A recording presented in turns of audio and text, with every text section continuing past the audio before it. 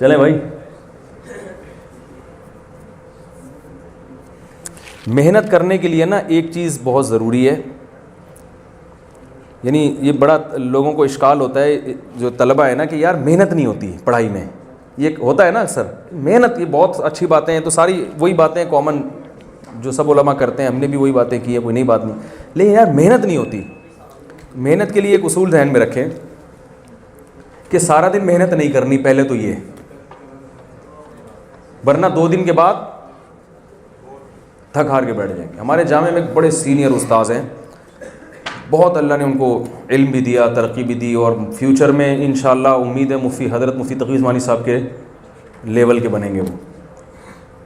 تو میں ان سے پوچھتا ہوں یار آپ نے اتنا کیسے پڑھ لیا, اتنی کتابیں چاٹ گئے آپ, اور یہ. انہوں نے کہا میرا معمول ہے پڑھائی کا صبح سے لے کے دوپہر 1 بجے تک بس. سمجھ رہے ہو؟ اس کے بعد آرام, اور پھر کچھ عصر تک کوئی ایسی ایکٹیویٹی, تھوڑا بہت انگلش سیکھ رہے ہیں وہ عصر تک, اس کے بعد عصر کے بعد بالکل فارغ. پھر اگر کچھ کرنا بھی ہے نا تو بوجھ نہیں ہوگا, اپنی مرضی سے کوئی کتاب کا دل چاہ مطالعہ کر لیا, نہیں تو نہیں. کیونکہ انسان کو جب یہ ہوتا ہے نا میں محنت کرنی ہے رات تک, تو وہ ہوتی نہیں ہے. جب انسان کو نا بھائی اتنے گھنٹے ہیں, اس کے بعد لو فری, صحیح ہے نا, اس کے بعد لو فری کریں گے, تو وقت میں بہت برکت ہوتی ہے, بہت کچھ کر لیتا ہے وہ.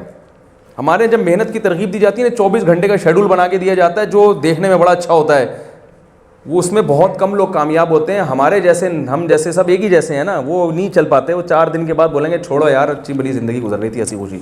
ٹھیک ہے, تو ایک ٹائم ہونا چاہیے یہاں سے یہاں تک بس, اس کے بعد نہیں. اور وہ صبح کا وقت ہو, صبح کے وقت میں تھوڑے وقت میں بہت زیادہ کام ہوتا ہے. پھر پڑھنے کا طریقہ کیا ہوگا یہ میں بتاتا ہوں.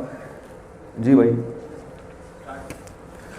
اچھا میں یہ بات کر لوں پھر تاکہ میرا ٹاپک مکمل ہو جائے نا. دوسرا یہ کہ کتاب کھول کے پڑھنے کا دل نہیں کرتا, یہ بھی ایک کامن بیماری ہے جو ڈینگی سے زیادہ پھیلی ہوئی ہے. کسی کا بھی دل نہیں کر رہا. میرا خیال ہے اس پاکستان میں ایک بندہ بھی ایسا نہیں ہوگا. اب جب دل ہی نہیں کر رہا, کسی کام میں دل ہی نہیں لگ رہا ہے, اور جھنجھلاہٹ ہونا شروع ہو گئی, تو وہ ساری موٹیویشن ایک طرف رہ جاتی ہے. درخت لگانا اور قیامت اور جنت میں ثواب اور وہ فرشتے آئیں گے, حوریں ملیں گی. آدمی کہتا ہے یہ جو ٹینشن ابھی مل رہی ہے. تو یہ بات خوب یاد رکھیں, ہم نے بڑے بڑے علماء سے سنا ہے جنہوں نے علم میں بڑی ترقی کی ہے. انہوں نے کہا کہ دیکھو بھائی ایک ٹائم نکال کے رکھو اور اس میں کتاب لے کے بیٹھ جاؤ,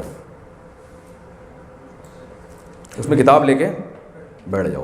ٹھیک ہے نا, 75% کام انشاءاللہ ہو گیا آپ کا. اس کے بعد جھنجھلاہٹ اس لیے بھی ہوتی ہے کہ یہ پتہ ہی نہیں ہوتا ہے کہ پڑھنا ہے کیسے.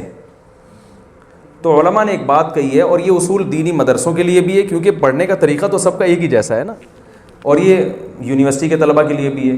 وہ طریقہ یہ ہے کہ جو لیکچر کل آپ نے ٹیچر سے سننا ہے اس کو ایک دفعہ آپ پہلے اپنے طور پر پڑھ لیں. پڑھنے کتنا پڑھ لیں, اتنا پڑھ لیں کہ آپ کو پتہ چل جائے کہ کون سی ایسی چیز ہے جو مجھے ٹیچر کے بغیر خود ہی سمجھ میں آ رہی ہے, اور کون سی ایسی چیز ہے جس میں مجھے ٹیچر کی ضرورت ہے. پہلے دن اب کتاب کھولیں گے تو 99.9% ایسی چیزیں ہوں گی جو آپ کو سمجھ میں نہیں آ رہی ہوں گی, صرف 0.1% ایسی چیز ہوگی جو آپ کو خود سے سمجھ میں آ رہی ہوگی. پہلا دن سمجھ میں آ گیا, اس کے بعد ناغہ نہیں کرنا ہے, لیکچر کو غور سے سننا ہے. تیسرا کام یہ کرنا ہے کہ اس لیکچر کا ایک دفعہ تکرار, جسے ہم اردو میں کہتے ہیں نا, ریوائز کرنا ہے, کسی کو بٹھا کے سامنے, ایسے دیکھ کے نہیں, بلکہ وہ یعنی وہ لیکچر آپ ڈیلیور کر دیں کسی دوسرے کو, کسی کو بٹھا لیں, پیسے دے کے بٹھا لیں, بے شک بندہ 50 روپے لے ذرا بیٹھ جائے 15 منٹ کے لیے, تو وہ آپ نے اس کو, وہ اپنے جو لیکچرار ہے نا اسی کے اسٹائل میں پورا لیکچر اس کو سنا دینا ہے. بس یہ آج کا کام, ایک دن کا کام آپ کا ختم. پھر اگلے دن کے لیکچر کی تیاری. اس سے کیا ہوگی, آپ کی صلاحیت کتاب سمجھنے کی بڑھتی چلی جائے گی, اور سال کے آخر میں آپ دیکھیں گے جب آپ مطالعہ کر رہے ہوں گے تو 99.9 آپ کو سمجھ میں آ رہا ہوگا, 1% ہے جس میں آپ کو ٹیچر کی